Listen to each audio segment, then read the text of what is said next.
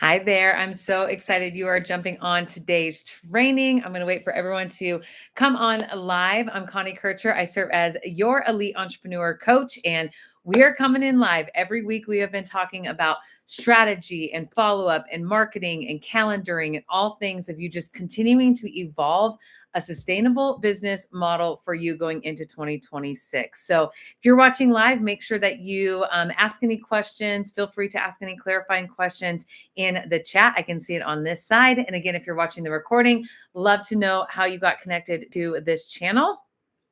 Before we get started, diving in deep, you clicked on today's training because you have been searching and or wanting to get better at the skill set of how do you build a sustainable referral network and how do I follow up with those individuals, right? It's its own kind of secret sauce or different methodology than maybe a different way of following up. So I'm going to lead into 5 strategies. But before we do that, I would love for you to make sure that you have subscribed to our channel. Make sure that you have liked and then make a comment in this video. It helps us out way more than you realize moving forward and reaching out to other solopreneurs and entrepreneurs like yourself for them to really ground themselves in best practices. So let's get started. The first kind of segment I want to teach before I get to the 1, 2, 3, 4, 5 ways to follow up is when you do meet with that referral partner. And again, it makes sense that their core, customer base or referral base meets the needs of what your services or products, supply to, and then vice versa. I always say within a 5-day window, it is really important that you do have the multi-channels kind of checked off, meaning this, your multi-channel communication strategies checked off to go, I've connected with them on LinkedIn, on all social media platforms that you are, live and engaged in. You have sent them a thank you email. You have done a phone call. And the reason I like for you to do this multi-channel approach within the first 5 days is one, when you leave that connection or that meeting, I do want you to ask, Connie, how do you prefer to communicate? How do you prefer to follow up? How do you, kind of your method of preferred communication is the way I asked that. So I know I'm not texting someone that they're only an email person. I know I'm not sending private messages when I know that they're a phone call person. So on your own, it is your responsibility to make sure that you are tracking and keeping track of how your referral partners prefer to be communicated on. Now, if you forget that step, or again, you're still building referral partnerships, the greatest way you can do it is just, kind of cast that net out wide and connect with them on all the modalities, right? Truly, a phone call, a connection on social media platforms. Again, start following them, being able to send them a formal email. And the way that I will gauge then of their preferred, mode of communication or where we got traction is the one that I see that they have responded to, they have liked back, they have commented back, they have sent me a private message on that specific platform. Then that's the way I know I'm going to follow up with them intentionally on that modality. So I just kind of want to drop that as a bonus, if you will, that then the rest of these will make sense of, well, how do I communicate that? Is that in a phone call? Is that in a video? Is that in a, formal platform message on LinkedIn? Is that in an email to them? That's going to be kind of a precursor of you knowing how you want to build your communication tool with them. Now let's dive into the 5, right? And again, this is so important as we start the new year. I really do, model and coach for all my clients that of course, we're serving and building prospecting in B2C clientele, but I really love for everyone to look at the macro picture of how fruitful and sustainable and scalable is for you to grow your business from that B2B referral base. Okay. So I want you to make that shift, that commitment. If you put it in the chat right now saying, B2B, got it. You're asking me to shift to do B2B referrals and start building that network, Connie. That's going to be my intention this year. I'd love for you to, again, exercise that and get some practiced hours under there. Hence why you're watching today's training. So let's start with the first one is when you do connect. And again, you say, we're great referral partners. Well, then what do I do next? People mostly kind of get confused on, I don't want to be pushy. I don't know how often. I don't know even what I'm saying. Like in 3 months, let's say we're going to be great referral partners, industry wise. core ethics wise, alignment of how we serve. And again, it's like, okay, this is who I want to keep being in my referral network. But what am I doing in month 3? What am I doing this summer? What am I doing in the fall with these individuals and these bucket of just wonderful relationships and wonderful connections? What am I doing? People always say to keep top of mind or to keep them alive. That is not just salesy, not just, do you have anyone that wants to sign up? Do you have anyone in mind that needs my services or products? That does get very draining and it does get very repetitive. So here's the 5 ways I like to spice up and make it more intentional based on data of how you build and become an expert referral partner yourself. So the very first one is when you guys decide, yes, we're going to be referral partners, you actually have a template explaining what you do. So you make my job, if I was your referral partner, easier and bulletproof to go. I just take that template explaining what Connie does, how to connect with her, how to set up a consultation with her. It's not your referrals partner's responsibility, if you will, to know how to draft all that. Know what link to send them. Am I sending them to, schedule this link? Is it your calendar link? Should I send them their website? There should be step 1 for every referral partner that you connect with is that you send them a template and you share that with them. Thanks so much, John, for our time today. Do I have your permission to send you, again, a template and maybe a text template and an email after our call today? So that, again, when you give me that warm introduction via email, you have a template of who I am. You have a template explaining that this is my scheduling of a, complimentary consultation, and all of that is lined out in that body of the email. And then I say at the bottom of that is I have a shorter form of that so that you know my scheduling link and what to text and how to make that introduction happen. We need to make our referral partners' lives easier, not more complicated, that when they find someone in their path of networking and in their book of business, that I have someone, you come top of mind, you become the person that they're like, yeah, I do want to make that introduction. I'm not going, what is her email again? How do I introduce her? Should I send her to this training? Is there an event that she has? You've made the template really easy to go, oh yeah, I'm pulling up Connie's template of how to introduce her. Done. Okay. So I could just leave the training there. And I think that's a wonderful, next step for you to get better at referral follow-up. Second step, though, again, and this is not in a sequence, if you will, it's just so that you get a toolkit to be able to use at the right time and in the right season of that referral partnership and relationship. The second one is that you actually then invite them to an event and or a social event. Okay. So it can be an educational event that's happening virtual or in your local area. But I love to use the technique. If I know I'm going to be going to, again, an educational event, another strategy we'll be talking about, another networking experience. Okay. But if I'm going to a seminar, if I'm going to a professional development day, if I'm even going to something social like Top Golf Night, right? Or I'm going to a local bingo experience, your second strategy to, again, go, I haven't talked with my referral network, they're kind of just like sitting out in la la land, no man's land, is go as we're going to be going to XYZ trivia night, at the local brewery XYZ. We're going to be going out and doing this, again, 2-hour training for this specific topic. Wonder if this would be of interest to you. So there's always that place of like invitation. Come from a place of pay forward to say, if you're going to go attend something that's really going to be awesome and educational and learning, like you want to be circling with those people. So don't be afraid to use that. And again, it doesn't need to be networking, capital N networking. It can be purely social, purely sports oriented, purely recreational, oriented. If there's a 5K you're going to go do, a Pilates class you're going to do, and you know that that's part of their kind of repertoire of hobbies or experiences. I always love to, again, be able to invite to golf tournaments or golf experiences. It is an incredible way for you to deepen in a meaningful way those referral partners, and knowing that you still then can have different activities on your books throughout the months. Okay. Number 3, we're going to keep going, is that you then give them an introduction to a connection. So when you leave that referral conversation, I'm not saying you're giving them an introduction to a prospect. Okay.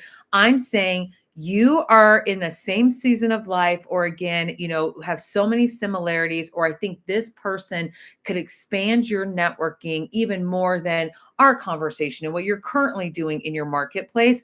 I'm going to give you an introduction of a connection. And that could be based off of geographically where they're wanting to expand. That could be based off of a new marketplace they're wanting to put a footprint in. But you should have this like Rolodex of warm introductions of not clients, right? You're not giving them, here's an introduction to be the person, from a client standpoint, but a person to go expand your network. You both have the same, synergetic kind of personalities. You understand that, we are wanting to get to know each other deeper. And that third technique goes and multiplies more than you realize. I got to be honest with you. We leave these, networking referral calls, if you will, at times, and then it's like, I just have to follow up with them. And I'm like, no, I need to be seen as the expert connector that is connecting them to constant individuals that I'm networking with and guests that I'm meeting and other decision makers and thought leaders that I'm like, man, so and so needs to meet so and so. So it's kind of like number three is like you're the matchmaker of connections. Again, not matchmaker of you're finding their entire book of business for them and that referral standpoint, but you're referring them to thought leaders, incredible leaders that again would help get them access or additional resources in places that they would never know the introduction unless you make it. So do not kind of skip on the third tool of if you have an introduction to someone to say, I know that they'll be speaking in that area the next couple, months, or I know that they used to live there, or I know that they have, a big presence in XYZ. Make that introduction happen. Okay. Like that pays forward and keeps your referral partnership alive. Okay. Number four now is to capital N networking or a speaking opportunity.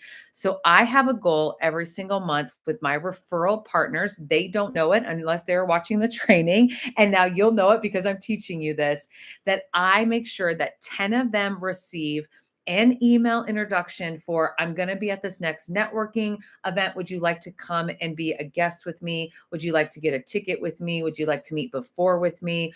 And or here's a speaking application to this next summit, this next, day of events, this leadership day, and they're looking for speakers and trainers, and I want to pay forward, the application submission process. So I look at number four as it's my responsibility to open up some doors for my referral partners when it comes to networking. Again, not connections like number three, but actual networking events, chamber events, B2B networking events, and then they can decide, they can decide if that's a fit for them to join or move forward or become part of the mastermind or the club. But it gives them, again, another reason to meet with you. It gives you a reason to introduce them to a whole nother circle of friends while you're continuing to do your networking strategy. And it layers on a wonderful part for you to say, hey, this speaking opportunity, this podcast opportunity, this guest blog opportunity, when you meet all those individuals, and let's say you're not the best, public speaker, that's not part of your strategy, or you're not a blogger, right? Like I've always said, like, I am not a written format marketer. Like that is not my expertise. It will always be speaking and training and live, interactions like this. That is my skill set to be able to educate. It's not in a blog or a written form or a chapter in a, anthropology book. That's not my skill set. But when those opportunities for other business owners that are putting those together comes through my email or comes, and talks about that when I'm networking, I'm like, got it. I need to make sure that they know that that application is open. I might not be the fit for that, but I'm always paying that forward to my referral marketplace. Okay. Take a deep breath. Let's do number five. The last one is it doesn't have to be your own lead magnet, checklist, resource that you create. So don't get in your head about that. But having a fifth touch point that is a YouTube, video just like this one, that again, it's not your own content, but you found it valuable. And you say, hey, Jim, I thought that this would be great. I know we talked about referral follow-up questions and best practices. Just saw this, training. Let me send it your way.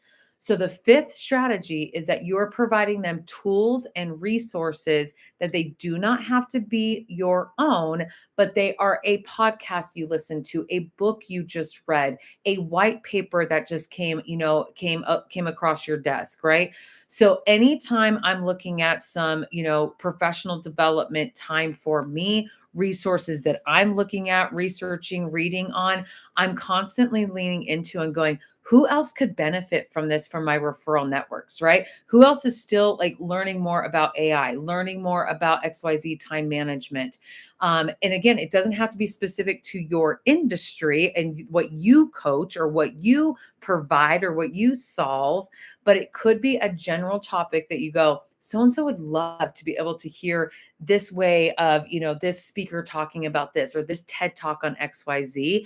That is a tool for you to go when that pings for you, go and send that in the preferred methodology to say, I thought of you. I hope all is well. I hope this resource, finds, a couple takeaways in our crazy lives, right?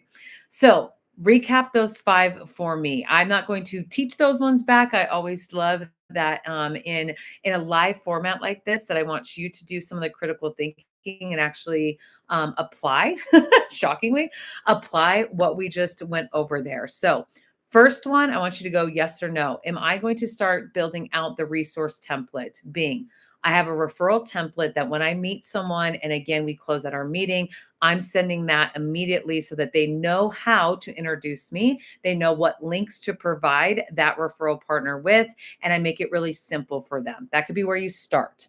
Second is that you are doing invites specifically to education and or social events to get to know them more, right? Like do life with them and bank more hours with them, right? Like that is a referral base, is that you are actually getting to know them more. It's never just a one-time meeting, never, right? Number three is that you are intentionally making a connection for them. So someone within your circle of influence, or again, I say our virtual Rolodex, you are adding them to, you are introducing them to. And again, that third technique is not per a client.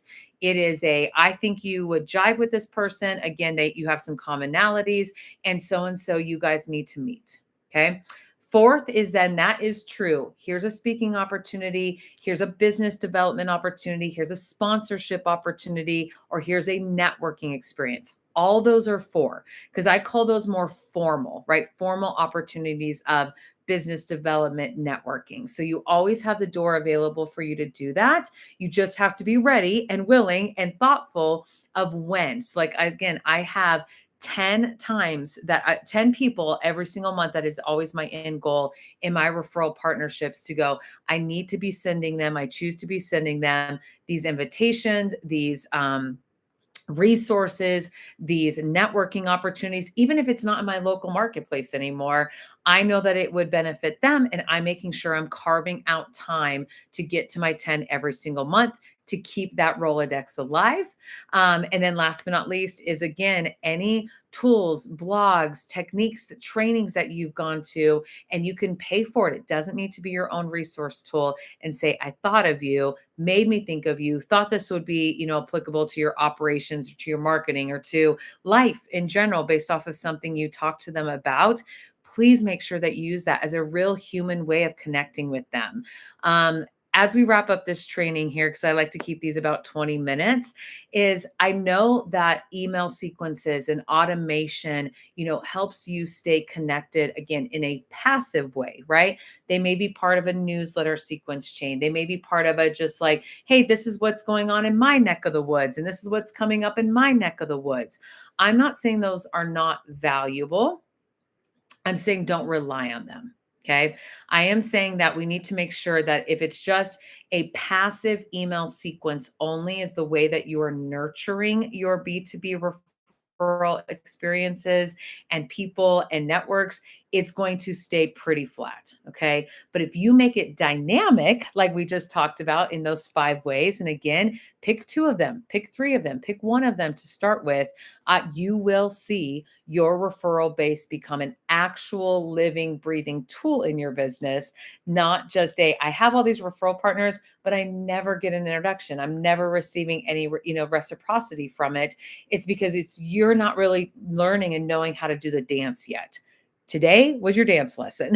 Today, you now know how to go and move forward with referral partnerships. Again, I like to encourage you to have 5 to 7 of these a year. That's a lot of questions I get of like how many times becomes too much. Typically, I find that you're doing it way too little. So even if you're doing it twice a year and that feels like over, I'm like, we're not even a fourth of the way there. So, cadence wise, best practice wise, what I think is your sweet spot and sustainable would be that 5 to 7 times a year. And then again, keep it multi channel. Don't just stick with one way for all your modality of all of your referral partners because again they have different personalities, they different have different ways of how they receive and will give you introductions. So make sure that you have tagged that appropriately and lined out those expectations appropriately.